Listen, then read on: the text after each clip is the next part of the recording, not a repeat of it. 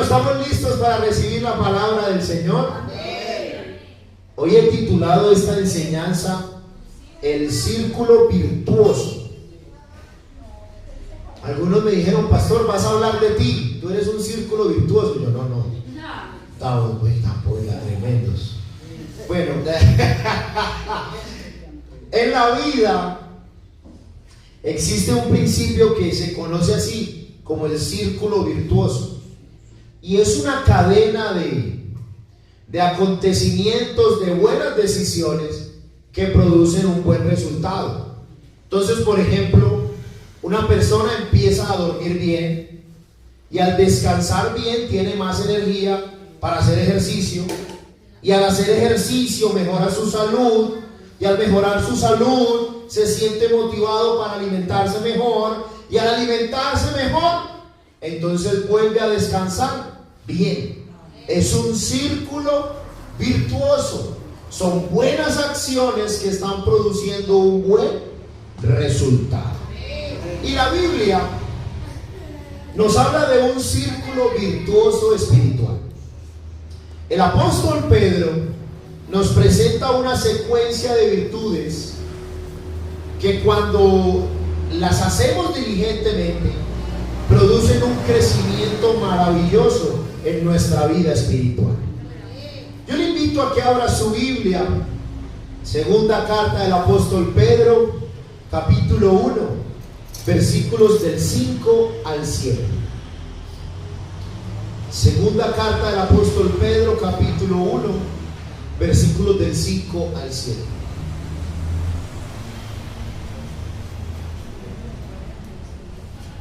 Segunda de Pedro 1, del 5 al 7. Eso, ahí estamos. ¿Estamos listos? ¿Leemos todos juntos?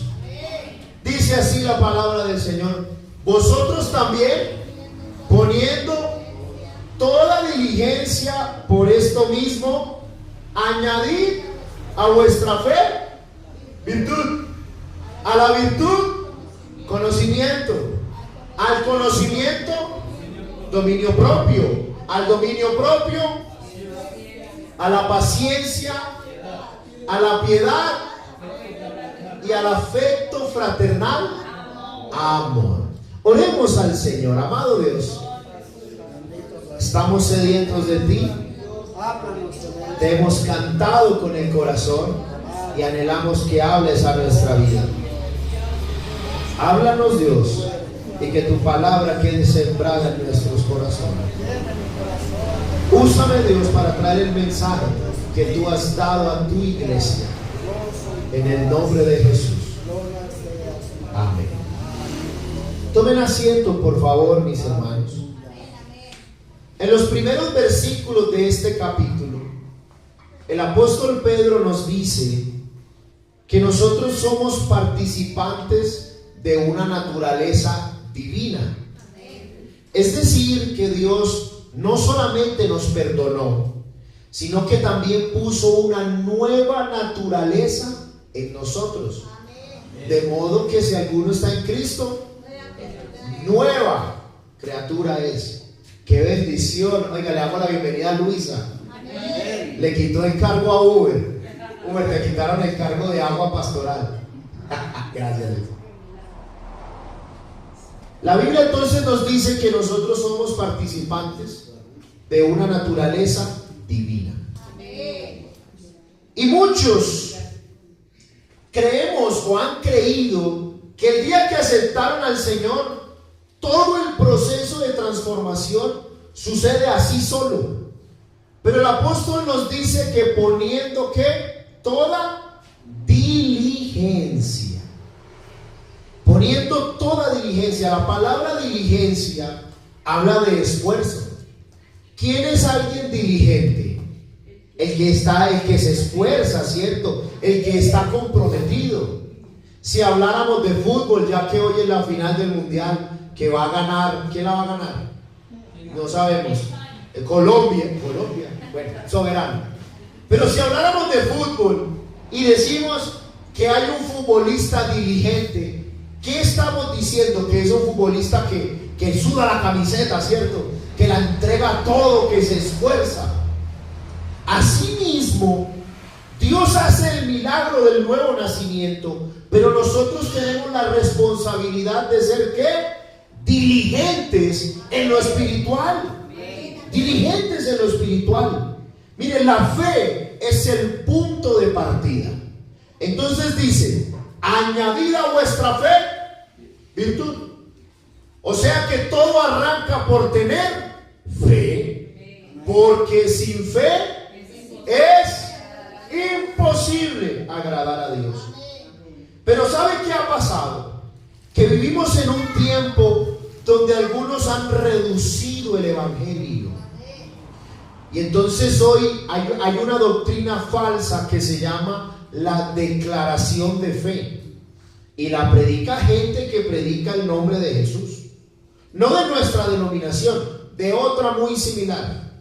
Y ellos hablan de algo que es la declaración de fe. Y ellos van evangelizando y le dice a la gente, si usted dice que Jesucristo es Dios y que Él resucitó de los muertos, usted será salvo. Y ponen a la gente a decir eso. Y le dicen, y usted ya es salvo porque usted ha hecho una declaración de fe. Y entonces sacan versículos, porque todo aquel que invocar el nombre de Jesús, como dice la Biblia, será salvo. No, ya. No. Eso es algo que engañoso. Eso no es cierto. Porque aunque la fe en Cristo es indispensable, a esa fe debemos añadirle ¿qué? Virtud. A esa fe hay que añadirle virtud.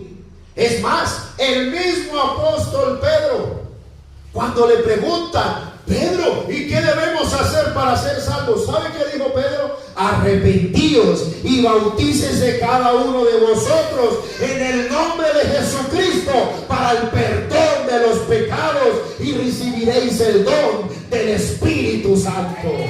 ¡Aleluya! ¡Aleluya! Miren, la fe. ¿Qué es la fe? La fe es obedecer. Le voy a decir por qué.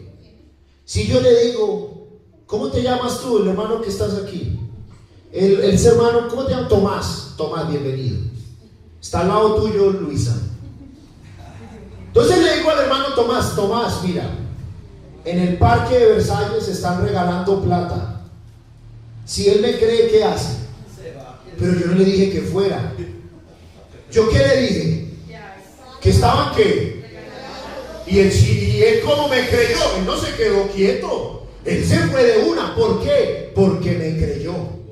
Asimismo, la Biblia nos dice que cuando creemos en el Señor, cuando obedecemos su palabra, vendrán bendiciones sobreabundantes sobre nuestra vida. Podremos vivir en santidad y la recompensa será vivir toda la eternidad en el reino de los cielos. Entonces, ¿la fe qué es? Obedecer. Obedecer. Pedro nos invita a tener fe. Está bien saber que Jesucristo es Dios. Está bien creer que Él es el Todopoderoso. ¿Cuántas cosas creemos de Dios? Los atributos del Señor. Jesucristo es eterno, todopoderoso, fiel, grande, maravilloso, sublime, el vencedor, el que perdona los pecados, el redentor, el Cordero de Dios. Todo lo creemos. Pero a eso que creemos, ¿qué hay que añadirle? Virtud. Yo le pregunto, ¿qué es la virtud? Si yo te regalo una guitarra, Mario, te regalo una guitarra, y él quiere volverse un virtuoso en la guitarra, ¿qué le toca hacer a Mario? Aprender, ¿cierto? Le toca ponerse a estudiar para volverse alguien ¿qué? Virtuoso. Y el apóstol nos está diciendo, qué bueno tener fe, pero volvámonos virtuosos en esa fe. Virtuosos en esa fe.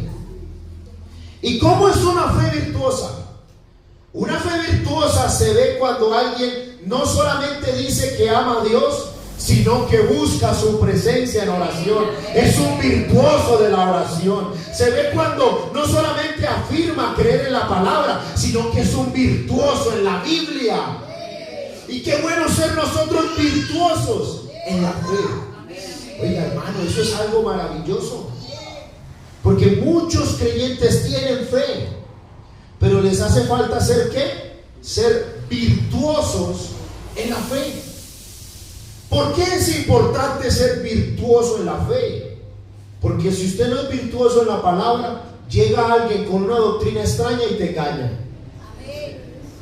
Hermano, hay gente que pone a decir la Biblia cualquier cantidad de cosas. Por ahí se levantó una doctrina que los pastores no son necesarios. ¿Sabe dónde la basan? En Proverbios, hablando de la hormiga.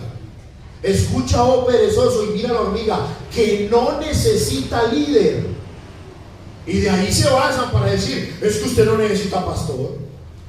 ¿Por qué? Vea lo que dice la Biblia. Y la Biblia lo dice. Pero si usted no es un virtuoso en la Biblia, ¿sabe qué pasa? Terminas desviado de la verdad. Pero cuando tú eres un virtuoso en la palabra, tú dices, no. Y el mismo Señor constituyó a unos pastores, maestros, profetas, evangelistas, apóstoles, a fin de edificar a la iglesia. Qué bueno que usted sea virtuoso. Hay gente que le dice a uno y le muestran pasajes. Uy, gracias Dios, gracias doy al Dios y Padre de nuestro Señor Jesucristo. La Biblia no dice así. Claro que dice así. Y le van a decir, si ven que está Dios Hijo hablando con Dios Padre, ¿dónde aparece Dios Hijo en la Biblia? La Biblia habla es del Hijo de Dios. Y el Hijo de Dios es la manifestación del Dios Todopoderoso en carne. Nosotros somos virtuosos en la fe porque hemos conocido al verdadero. ¡Aleluya! Dios nos está llamando a ser virtuosos. Mire, para uno volverse virtuoso en algo, algunos dicen que uno, para ser muy bueno en algo, tiene que hacerlo por lo menos durante 10,000 horas. Eso dicen los expertos. Entonces, si tú quieres ser un experto en el piano, te toca sentarte a estudiar por lo menos unas 10,000 horas, que viene dando como 10 o 20 años ensayando de a 3 horas diarias. Y te vuelves un virtuoso, porque nadie se vuelve un virtuoso en una habilidad de la noche a la mañana. Nadie. Hermano, yo les digo, ustedes me ven hoy predicando y yo soy el mejor pastor de la IPUC, y yo lo sé. Mentiras. pero si ustedes vieran mi primera prédica, les voy a contar esto, queda entre nosotros y los 6 millones de suscriptores de YouTube. No va a salir de aquí. Mi primera prédica, mi papá era pastor en Itagüí Central, y entonces las Dorcas me invitaron a predicar. Yo tendría ya estaba mayorcito, como 19, 18 años. Y yo nervioso, escribí una prédica que ni me acuerdo. Pero ¿saben con qué salí? Yo les dije, hermanos, antes de predicar les voy a contar un chiste. Hermano, y en esa iglesia habían como 500 personas. Y apenas dije eso, un silencio. Y yo, no, ya la agarré, pero pues ya metí un pie, me tamó el otro.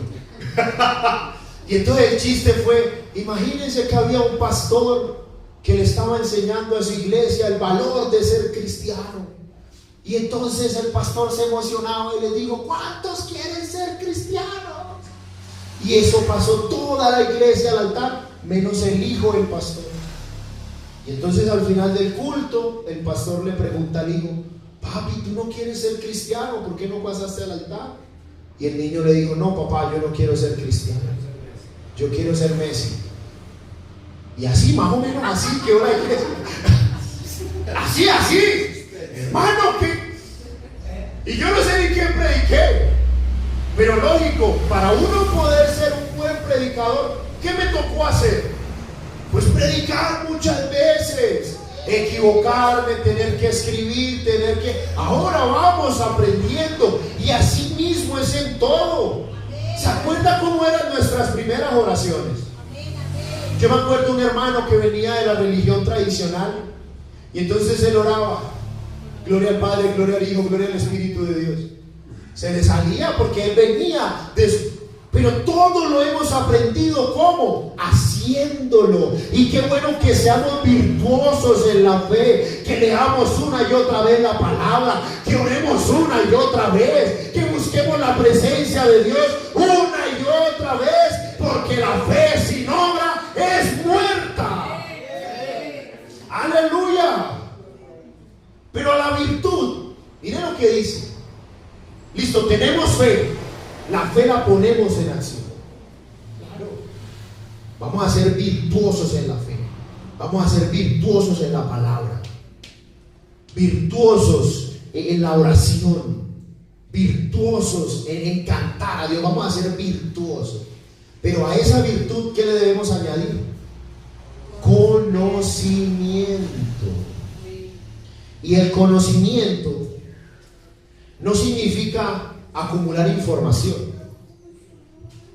La palabra conocimiento en la Biblia siempre nos habla de una relación íntima. Cuando usted lee la escritura, usted se va a encontrar que Adán conoció a Eva. ¿Y sabe qué pasó de ese conocimiento? Nació Caín. Sí. Entonces no nos está hablando de distinguir, nos está hablando de ¿qué? De una relación íntima. Cuando usted lee San Mateo, usted se da cuenta que José no quiso conocer a María hasta que naciera Jesús. Y yo le pregunto, ¿y uno se casa con una desconocida? No nos está hablando de distinguir, nos está hablando de que no tuvieron intimidad hasta que naciera Jesús. Y cuando la Biblia nos habla aquí de conocer, ¿sabe qué nos está diciendo? San Juan 17:3. Y esta es la vida eterna, que te conozcan a ti. Miren, que te conozcan a ti, el único Dios verdadero. Entonces estás como dañando. Que te conozcan a ti, el único Dios verdadero, y a Jesucristo, a quien has enviado. Pero ahí la palabra conocer no quiere decir distinguir. No, porque dígame, ¿cuánta gente sabe que hay Dios? Pregúntele, todo el mundo, nada más ayer pasaron aquí haciendo bulla. Y usted les pregunta a todos eso, y todos esos creen en Dios. No. Pero pregúnteles cuántos tienen intimidad con Dios. Ahí la cosa cambia. Por eso la vida eterna está en que tengamos intimidad con Dios, porque cuando tenemos intimidad con Dios, conocemos al único Dios verdadero y sabemos que ese Dios verdadero es el Señor Jesucristo. Aplauda fuerte el nombre de Jesús. Así que conocer a Dios es tener intimidad con Él. Porque la actividad espiritual, escúcheme esta frase, algunos toman notas, tomen nota de esta frase. La actividad espiritual nunca puede reemplazar la intimidad espiritual. Recuerdo que hace unos días estaba viendo en YouTube que estaban entrevistando a un pastor que destituyeron. Lastimosamente lo destituyeron por un pecado con una dama. Y entonces el entrevistador le preguntaba: pastor, ¿qué consideras que hiciste mal?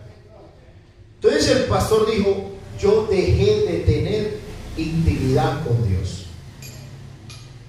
Él entonces empezó a explicar: vea, yo era pastor, predicaba, dirigía cultos, asistía a reuniones, tenía responsabilidades dentro de la obra, llegué a ser directivo en mi distrito, iba y visitaba pastores, hacía muchas cosas para Dios, pero ya no pasaba tiempo en intimidad con Dios.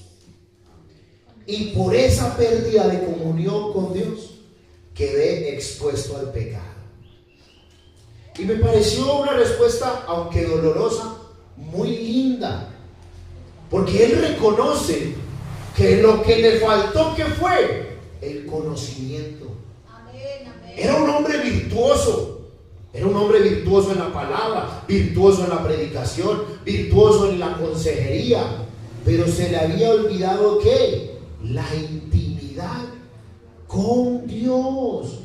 Porque de nada sirve creer en Dios, asistir fielmente al templo, dar el diezmo, dar ofrenda, servir en un ministerio o ser pastor, si al final de cuentas no tenemos comunión con Dios. De nada sirve. No estoy diciendo que no vaya, sí vale, pero a esas actividades que hacemos para Dios no se nos olvide el conocimiento. Es que a nosotros, ¿sabe qué nos motiva? Que estamos enamorados del Señor, que le amamos, que le buscamos en oración, que estamos sedientos de Él. Aplauda el nombre de Jesús, aleluya. Mire, la Biblia nos muestra en San Lucas capítulo 10, por ahí el versículo 40, 41. Llega el Señor a la casa de un gran amigo que se llamaba Lázaro, y estaban ahí sus hermanitas, Marta y María. Marta, hermano, Marta era la mujer más ocupada del mundo. Miren, Marta se preocupaba con muchos quehaceres. Marta era la líder de Dorcas, la líder de evangelismo, la líder de obra social, la líder del comité de recocha, la líder del comité mundial. Era la líder de todo. Marta estaba ocupada. Y entonces le dijo al Señor: uy, Señor, usted no ve que la hermana, mi hermanita María, me deja servir sola, que me ayude. ¿Y sabe qué le dice el Señor? Ella, mire lo que le dice el versículo 41. En el 41, perdón. Le respondió Jesús: Marta, Marta. ¿Cómo le dijo? Afanada y turbada estás con muchas cosas. ¿Pero qué? Pero María, el versículo 42. Pero solo una cosa es necesaria, y María ha escogido la buena parte, la cual no le será quitada. Mientras Marta estaba ocupada, ¿sabe dónde estaba María? A los pies de Cristo, escuchándole. Y yo le voy a decir algo: la mejor parte que podemos tener usted y yo es estar a los pies de nuestro Dios, es estar humillados ante Él, es estar en comunión con Él. Aleluya. ¿Sabe qué debemos añadirle al conocimiento, a nuestra intimidad con Dios? ¿Sabe qué debemos añadirle? Volvemos al versículo inicial. Al conocimiento, ¿qué le vamos a añadir? Demonio, no, dominio propio. Dominio propio, dominio propio. Y el dominio propio es la capacidad dada por el Espíritu Santo de decirle no a aquello que la carne quiere hacer. Eso es el dominio propio. Es saber controlar nuestro carácter, controlar nuestra lengua, las emociones, los deseos. Por eso el apóstol Pablo le dice a Timoteo: ten cuidado ¿de qué? De ti mismo. ¿Y de qué más? Y de la doctrina. Ten cuidado primero ¿de qué? De ti mismo. Yo les quiero contar hoy una experiencia que me pasó a mí. Yo soy el protagonista de esta historia. Imagínense que yo vivía arrendado en un apartamento y empezamos a tener problemas con el dueño del apartamento. Empezamos a tener problemas. Entonces un día mi esposa descansaba, era un domingo, y yo tenía que ir a predicar en la iglesia del poblado, o a tocar, no recuerdo bien, pero tenía que ir a la iglesia del poblado. Sí, a predicar, sí, claro. Entonces yo le dije al dueño del apartamento: vea, usted no puede ir a la casa porque yo tengo que ir a predicar y mi esposa está sola, y usted no puede estar solo con mi esposa. Me respondió feo, y entonces se me subió, se me salió el barranco o el Flores, no sé, y le dije: usted a la casa no entra, es que usted no puede entrar, mi esposa va a estar sola. Pues ¿saben qué pasó? Que llegó el domingo, yo alistándome todo encorbatado, venía de orar, de escribir un sermón magistral como el de hoy. Y voy bajando las escaleras y aquí vine a quien me encontré. Al dueño del apartamento que iba para el apartamento. Hermano, y se me revolvió todo por dentro.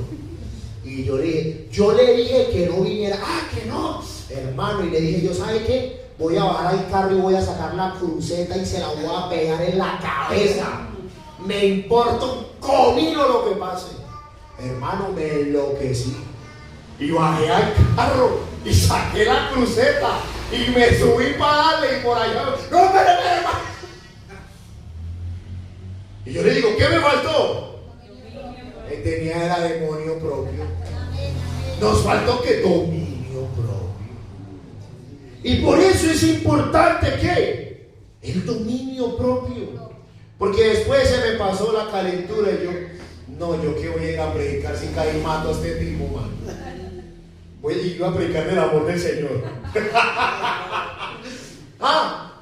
Pero a veces la vida nos lleva por emociones fuertes y se nos va ¿qué? El dominio propio. Pastor, es que me sacaron la rabia. Sí, pero tú tienes dominio propio. Uy, pastor, es que me insultaron. Sí, pero tú tienes dominio propio. Y cuando pasó la emoción, yo empecé a orar y yo, uy, Señor, perdóname. Y yo, hombre, ¿yo por qué reaccioné de esa manera? Eso no. Imagínese uno diciendo que uno es un siervo del Señor y metiéndole un crucetazo en la cabeza a otro. Por eso, mi amada iglesia, mire, a veces pensamos que el mayor peligro del hombre está por fuera de él. Pero ¿sabe dónde está el mayor peligro de cada uno de nosotros? En nosotros mismos. Y cuando uno pasa por temporadas que lo someten a uno a una prueba fuerte, a uno se le va el dominio propio. Y es que el que escribió eso, también en una temporada se le había ido el dominio propio. ¿Se acuerdan cuando fueron a capturar al Señor? ¿Qué fue lo que hizo el que escribió eso? Sacó desenvainó su espada y le tiró ¿a quién? Le tiró a mocharle la cabeza a un muchacho. Pero le mochó, ¿qué güey? La oreja, imagínate. Por eso aquí estamos hablando de un Pedro ya maduro. Lo más probable es que al reflexionar entre lo que hizo, no, necesitamos dominio propio. A Pedro se le fue el dominio propio. Y yo le voy a decir algo. Si Dios pudo transformar el carácter de Pedro, porque Pedro era un hombre de temple, un carácter fuerte, ¿usted cree que Dios no puede cambiar nuestro carácter? Claro que lo puede hacer. Pero por eso lo invito, mi amada iglesia, mire, no permitamos que un momento de ira nos haga dañar años de fidelidad. Una palabra mal dicha termina arruinando el corazón de nuestros hijos.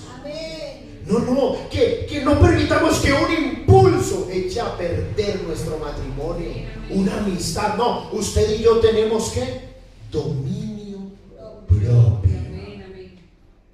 Y al dominio propio hay que añadirle una virtud, que es la paciencia. La paciencia. Mire, porque es fácil, entre comillas, es fácil controlar una emoción unos minutos. Pero otra muy distinta es permanecer fieles durante meses o años esperando que Dios actúe. Y la paciencia bíblica no es resignación. Escúcheme esto, porque es que algunos creen que la paciencia es resignación. No. La paciencia no es cruzarse de brazos y no, como dicen algunos por ahí, que sea lo que Dios quiera. No, eso no es paciencia. La paciencia es la capacidad de permanecer firmes, obedeciendo a Dios, aun cuando todavía no vemos el cumplimiento de sus promesas. Eso es ser paciente. Es seguir creyendo aun cuando el cielo parece guardar silencio.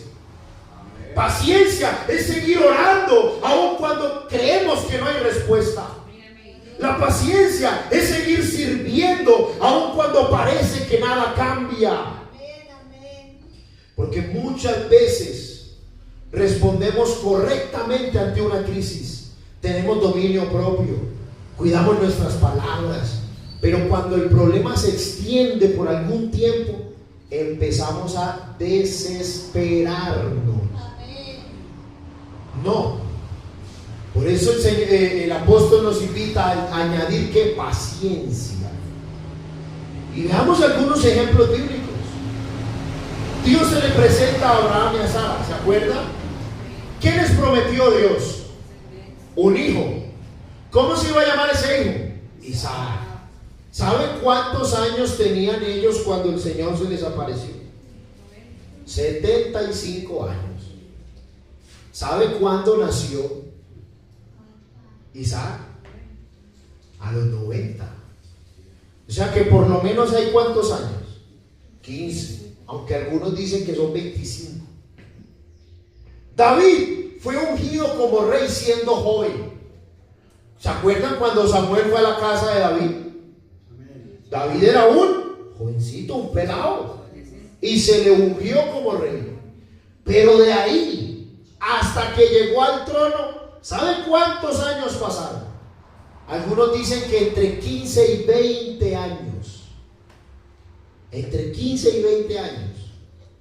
Moisés, ¿sabe cuántos años tuvo que pasar Moisés en el desierto de Madián antes de que el Señor lo llamara para que libertara al pueblo de Israel? Ayer lo vimos en la prédica. ¿Se acuerdan cuántos años fueron? 40. 40 años. ¿Se acuerdan de Jacob? Jacob trabajó para enamorar a una chica. ¿Cuántos años trabajó? 7. Y el suegro le enganchó la fea. El suegro estaba encartado con la fea y se la enganchó. Y cuando amaneció, lo que pasa es que no había luz eléctrica, eso es oscuro. El hombre ve, cuando amaneció, ay, ¿y tú quién eres? Ay, me engancharon la feita, me engañaron a la... Bueno, cambiemos. Y le tocó ¿qué? Otros 7 años, 14 años. Y a veces, mi amada iglesia, nosotros creemos en el Señor, somos virtuosos, tenemos dominio, pero ¿sabe qué nos hace falta? Esperar en el Señor. Es que a veces creemos que una oración, no pastor, es que una oración más, una oración menos, no, es que cada oración que hacemos está siendo oída por el Dios Todopoderoso. Cada vez que nos arrodillamos a creerle al Señor, está nuestro Dios moviendo y abriendo los cielos en favor nuestro. ¿Sabe qué dice Isaías 40:31? Pero los que esperan a Jehová tendrán nuevas fuerzas, levantarán alas como las águilas, correrán y no se cansarán, caminarán y no se fatigarán. Pero qué bueno, mi amada iglesia, seguir teniendo paciencia. Pastor, es que llevo 20 años orando por mis hijos, y si te toca orar otros 20 años más, lo iremos a hacer. Pastor, es que llevo tanto tiempo pidiéndole al Señor por mi salud, y si nos toca seguir haciendo, lo vamos a seguir haciendo, porque aquí creemos en el Dios Todopoderoso. Él no llega tarde, Él llega en el momento indicado. Aleluya, aplauda fuerte el nombre de Dios.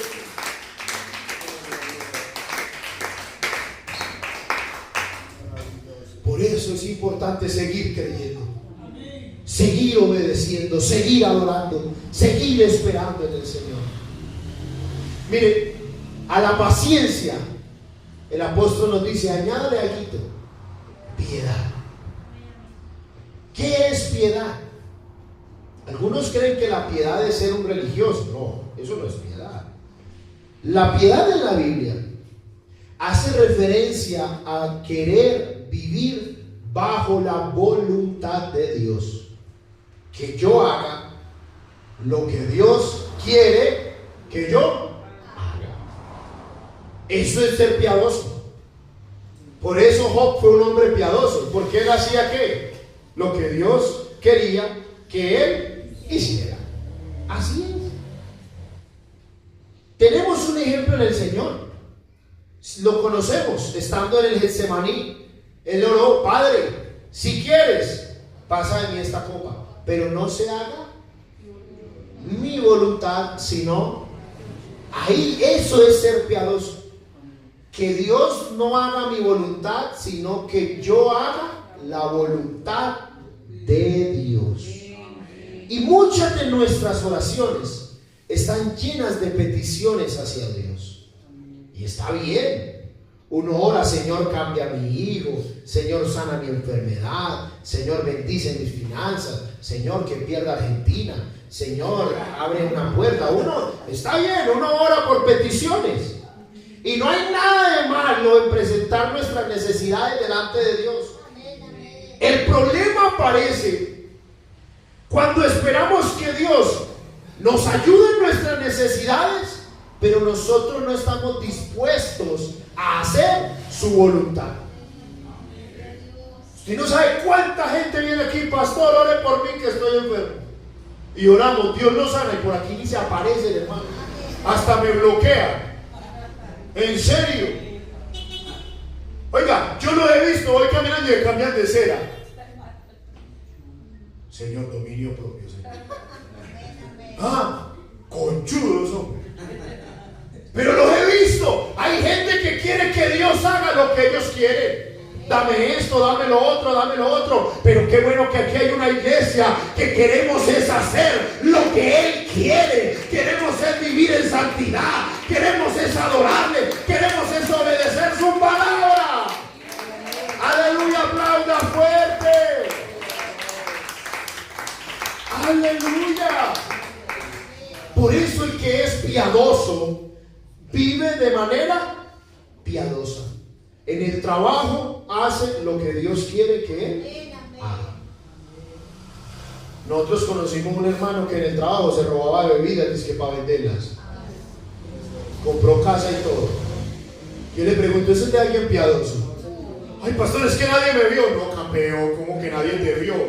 Y el Señor no te vio. Pero pastor, era para la casita. Sí, esa fue la manera en la que Dios me bendijo. Ay, Señor, dominio propio. ¿Cierto? El que es piadoso, oiga, hasta sabe administrar su dinero. Lo administra como alguien piadoso. Como alguien piadoso. El que es piadoso en su vivir vive como alguien piadoso. Vea, hasta en su forma de manejar. Yo conocí un pastor que yo no me le subo al carro, hermano. Oye, ese hombre coge un carro, hermano, y se transforma. Y se mete en contravía y por donde sea, y le, ¡muévete pues! ¡Ay, el soberano Dios! Sí, se atraviesa y le pita a la gente. ¡Hágale a ver pues, morrongo! Ay, Señor. Yo le pregunto: ¿así maneja un piadoso? Ni un inconverso. Mire eso tan, así es. Ni inconverso, no. Qué bueno que nosotros somos piadosos. La Biblia dice que seamos piadosos en toda vuestra manera de vivir. En toda. Nosotros hablamos como piadosos, vestimos como piadosos, vemos como piadosos, somos piadosos porque queremos honrar en toda nuestra manera de vivir a nuestro Señor Jesucristo. Eso es algo maravilloso. Que seamos nosotros piadosos. Que querramos nosotros hacer la voluntad de Dios. De Dios. Yo le digo algo. Mire, a la piedad, al ser piadoso, hay que añadirle algo. El versículo siguiente. A la piedad hay que añadirle afecto fraternal.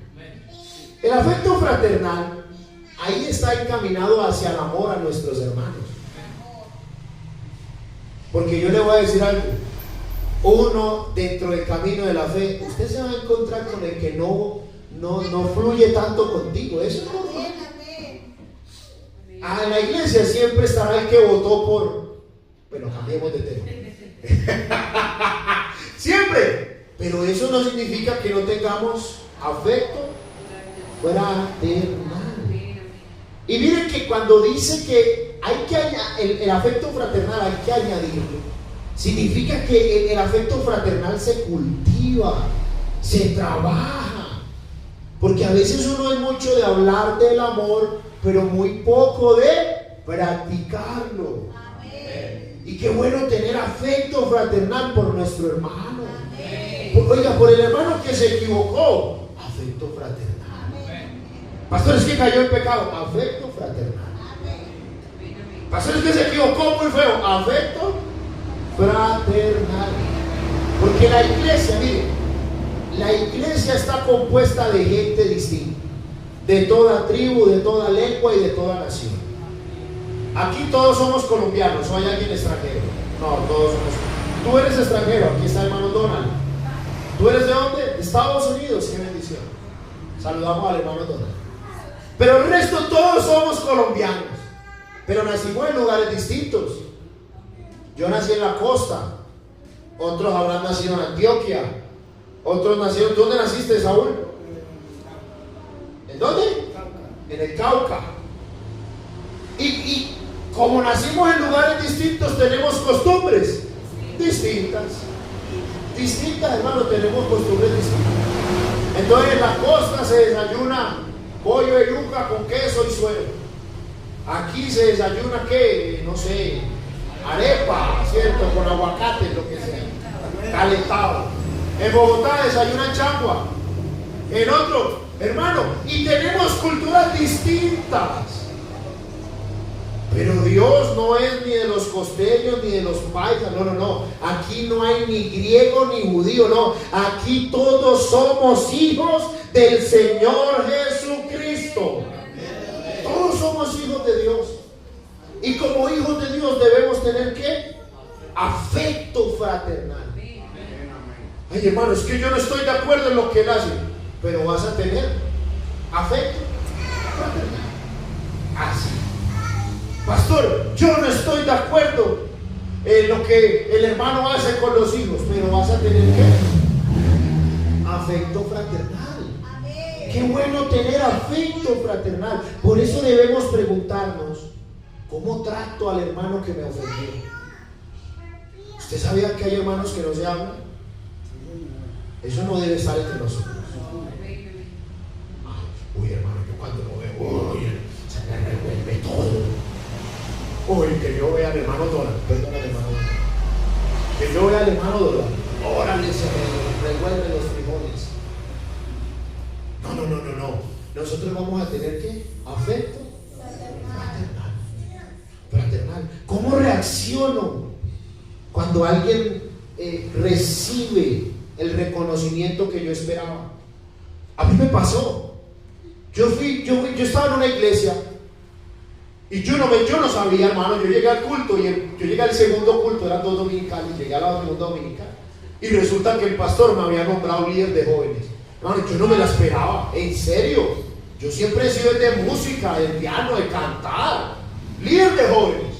Hermano, pero hubo un muchacho en la iglesia, uy, hermano, le dio una envidia. Véalo, claro, como él tiene carro, es por eso, claro. Véalo, como anda con el pastor para arriba y para abajo. Hermano, se llenó de envidia, que porque el pastor no lo nombró a él, y yo pensé que lo iban a nombrar a él, en serio, y el pastor nos sorprendió a todos.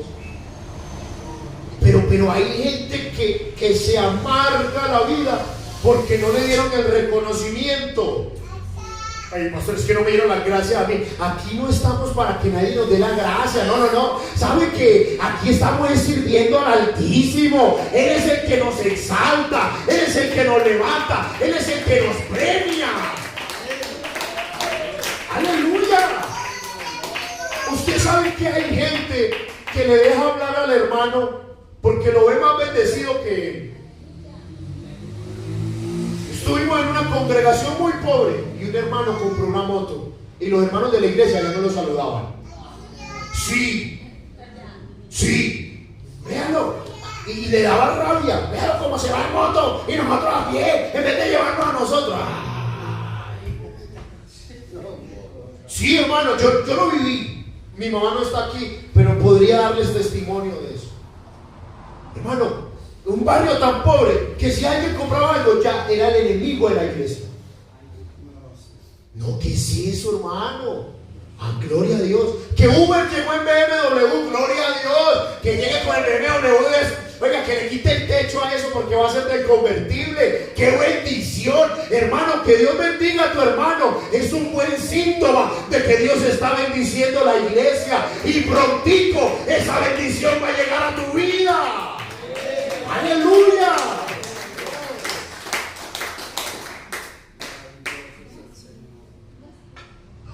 Hermano, el afecto fraternal se demuestra cuando hay diferencia. Cuando hay diferencias. Usted sabe que hay hermanos que no quieren a otro porque un hermano es chistoso. A mí me pasó. A mí en una iglesia una hermana no me quería porque yo contaba chistes. Pastor, es que la predica no es para echar chistes. ¿Quién dijo que yo estoy echando chistes? A mí me sale, hermano. Y a veces me salen chistes buenos y la mayoría son pésimos. Ustedes se ríen porque ustedes quieren mucho al pastor, pero ustedes después se van, no, el pastor, Dios, ay Señor, gloria a Dios, no contó más. Pero hay gente que le amarga eso, hermano, le amarga la forma de ser de otro. Eso no debe pasar entre nosotros. Si hay un hermano serio, gloria a Dios. Y si hay otro que se ríe, gloria a Dios. Aquí todos nos tratamos con afecto fraternal, porque ¿sabe cómo el mundo sabrá de que somos los discípulos del Señor? En que nos vamos a amar los unos a los otros. Y cuando nos amamos, el Señor derrama bendición sobreabundante en nuestra iglesia. Por eso el apóstol Pablo exhorta, Efesios 4:2, sopórtense los unos a los otros. Pero mire lo que dice, mire, lea bien el versículo. Efesios 4:2. Desplieguen sus iPads. Léalo bien. Con toda humildad y mansedumbre. ¿Qué? Soportándoos con qué. Pero eso no quiere decir que yo aguantarme otra vez al hermano. ¿Cuál es tu nombre, hermano? Es un ejemplo. Allá está el hermano Andrei. Bienvenido. Ay, hermano Andrei, aquí me lo voy a aguantar. Tengámosle paciencia. No. ¿Sabe cómo dice la Biblia? Soportándoos con paciencia los unos a los otros. ¿En qué? En amor. Nos vamos a cuidar. Soportar no significa tolerar con fastidio, porque hay gente que se tolera con fastidio. ¿Usted no ha visto gente que no le saluda, hermano, no le diga? Y cuando saludan a otro, ¡hola, cómo te va! ¡Ah! Digo, ¿y esto qué pasó, pues? ¿Cierto?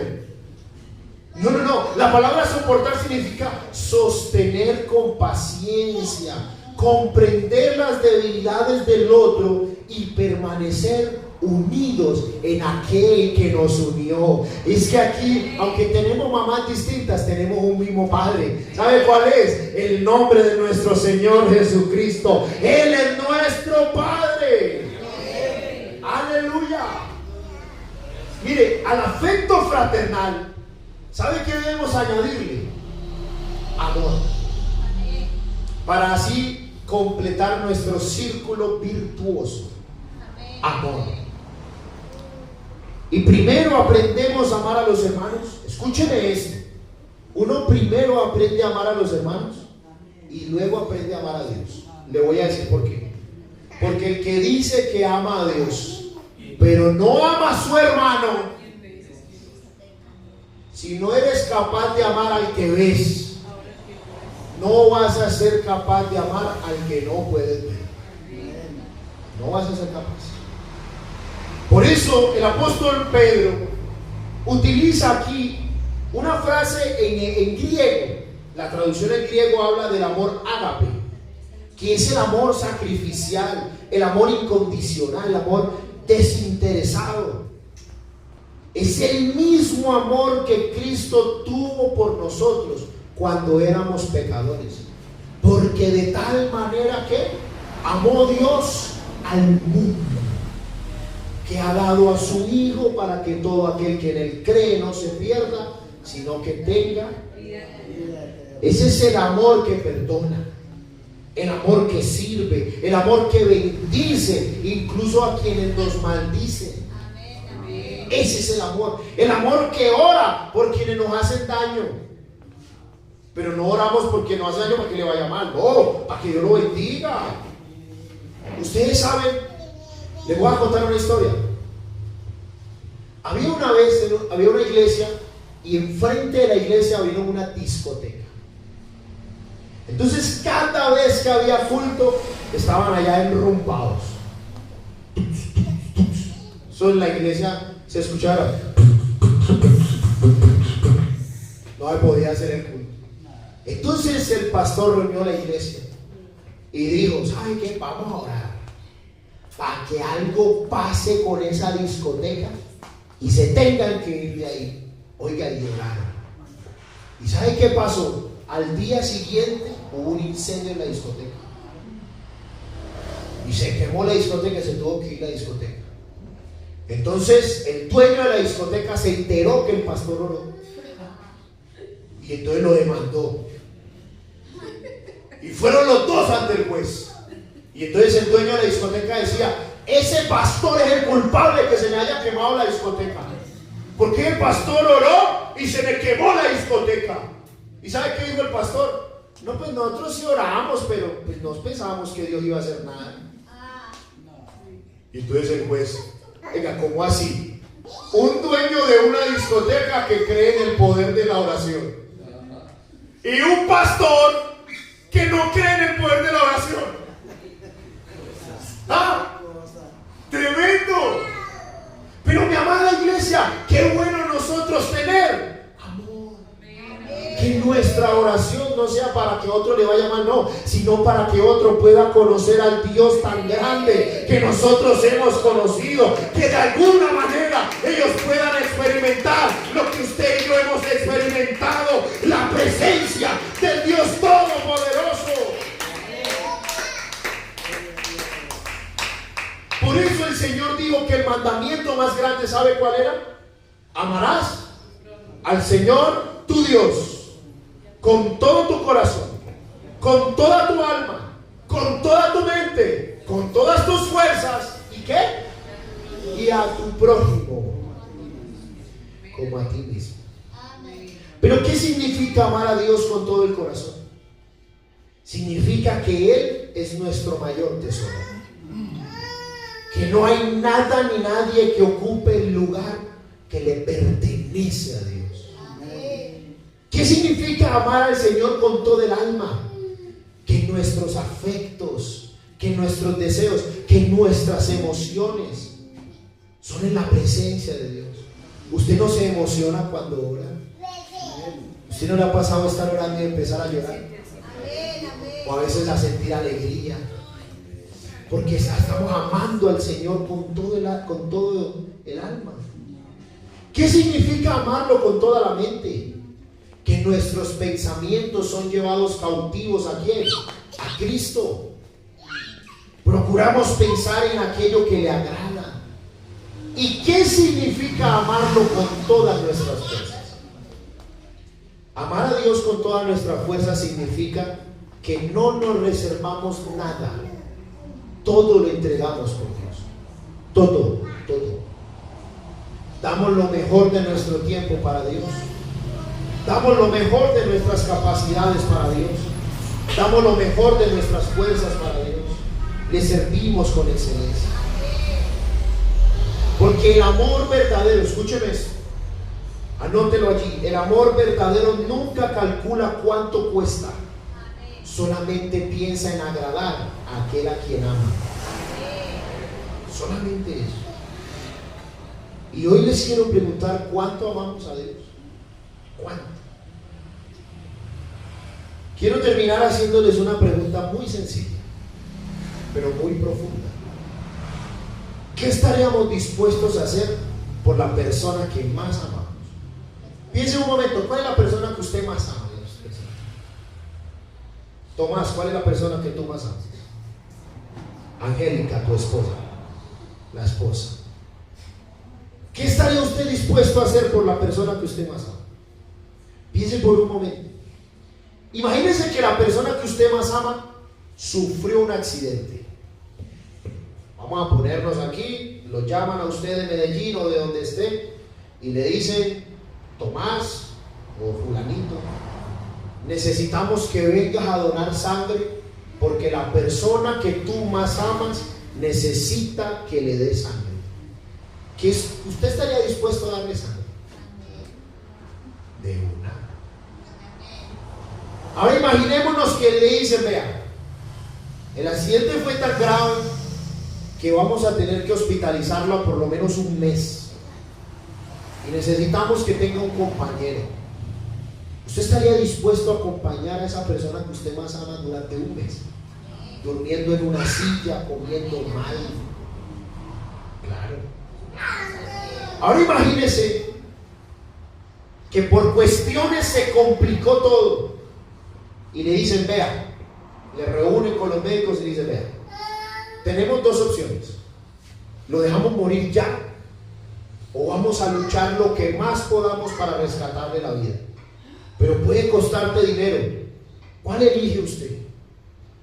No, rescatémosle la vida, que cueste lo que cueste. De alguna manera nos sacamos la plata de donde no hay, porque estamos dispuestos a darlo todo por quien más amamos. Pero ¿sabe qué? Hoy le pregunto: ¿estamos dispuestos a amar a Dios de esa misma manera? ¿Estamos dispuestos a amar a Dios de esa misma manera? Porque muchas veces damos todo por las personas que amamos, pero a veces le damos las obras a Dios. Mire, yo he conocido gente que tiene tiempo para todo, pero para Dios no hay tiempo. Yo he conocido gente que tiene fuerzas para todo, pero cuando se trata de Dios está muy cansado. Yo he conocido gente que se apasiona por todo. Se apasiona por un partido, se apasiona por una carrera, se apasionan, pero cuando es de Dios no se apasiona. Y sin darnos cuenta, nuestro espíritu empieza a debilitarse, nuestra alma empieza a secarse, nuestra comunión con Dios se enfría. Pero hoy hay una buena noticia, mi amada iglesia, y es que el mismo Dios que puso esa herramienta en ti, que es la fe. ¿Se acuerdan el ejemplo que poníamos con el hermano Mario, que le regalaba una guitarra y él de ahí en adelante empezaba? Dios a todos nos dio una herramienta hermosa que es fe. Fe, nos la regaló. Y ese mismo Dios que nos dio fe no está aquí para señalarnos ni para condenarnos, sino para restaurarnos. Y este hombre que escribió este pasaje vivió algo maravilloso con el Señor. Cuando usted lee San Juan 21:15, el Señor le hace una pregunta que hoy nos las vuelve a hacer a nosotros. Y le pregunta: ¿me amas? Y hoy la pregunta que el Señor nos hace es: iglesia de Versalles, ¿ustedes me aman? Mire que el Señor no le pregunta a Pedro cuánto sabe de Biblia. El Señor no le pregunta a Pedro cuántos años lleva en la iglesia. El Señor no le pregunta a Pedro cuántos ministerios tiene. El Señor le hace la misma pregunta de nuevo: ¿me amas? Y hoy en esta mañana el Señor creo que no nos está llamando solamente a escuchar una prédica, sino que hoy nos hace una pregunta al corazón: ¿me amas? Y si tu respuesta es sí, Señor, sabes que te amo, entonces demuéstrale que le amas. Demuéstraselo, demuéstralo. Si sientes que tu fe necesita fortalecerse, yo te voy a invitar, si quieres, venir al altar. Si tal vez has perdido la pasión por las cosas de Dios, yo te voy a invitar que vengas al altar. Si tal vez el tiempo de espera te ha hecho dudar de Dios, yo te invito a que vengas. Y hoy el Señor te pregunta: ¿me amas? ¿Me amas? ¿De verdad me amas? dile: Señor, yo te amo tanto que hoy estoy aquí de rodillas. Señor, yo te amo tanto que quiero pasar mi vida completa